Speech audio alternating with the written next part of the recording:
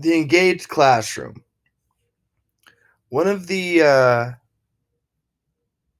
differentiating ideas that the author has throughout the course of this article is discussing what causes students to not be engaged and to give examples of how students are engaged.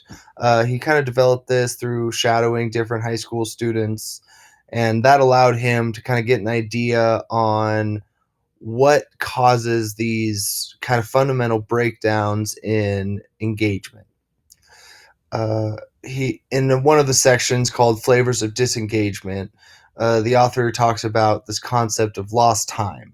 It's almost this sense of like meditation where time kind of stops and students just zone out. They're not daydreaming. They're not thinking of anything. It's just kind of them waiting for time or the class to be over with. One of the issues with this can be just monotony or kind of long lectures or watching a kind of a boring educational video or something that doesn't engage the students that they feel like they're kind of a part of that activity. I chose lost time as my kind of definition because I really wanted to discuss how this made the students feel with coupled with the idea of engaged time, which is manipulation of classroom pace.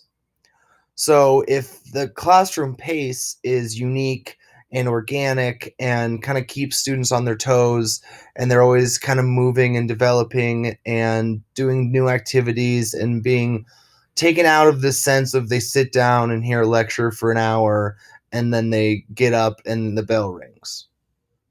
I thought these two together are super important because I think you could fix the idea of lost time by having a classroom pace that keeps students on their toes. There's a quote from a teacher that says, lots of transitions, quick back and forth, followed by slow times. So there's this idea that you're kind of manipulating these students in how they operate in your classroom, and that's so important as you want to keep students' brains moving and jumping and kind of always focused on the activity they're working on as well as what they're doing next. In my experience, I had a teacher that I thought retrospectively now is had a wonderful classroom pace, and that was Mr. Collar, who was my marine biology teacher in high school.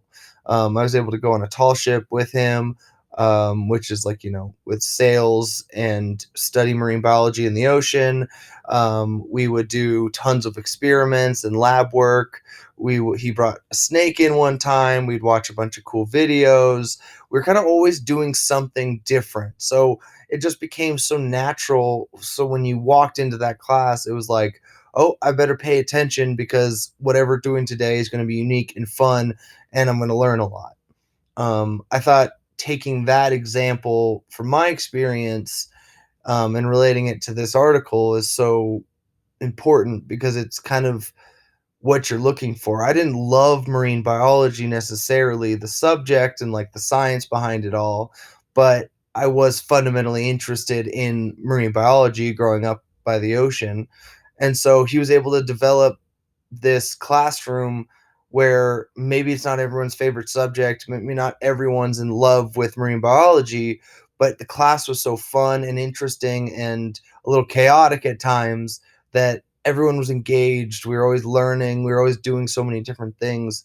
It became such an important part of kind of my fundamental love of education was that class itself.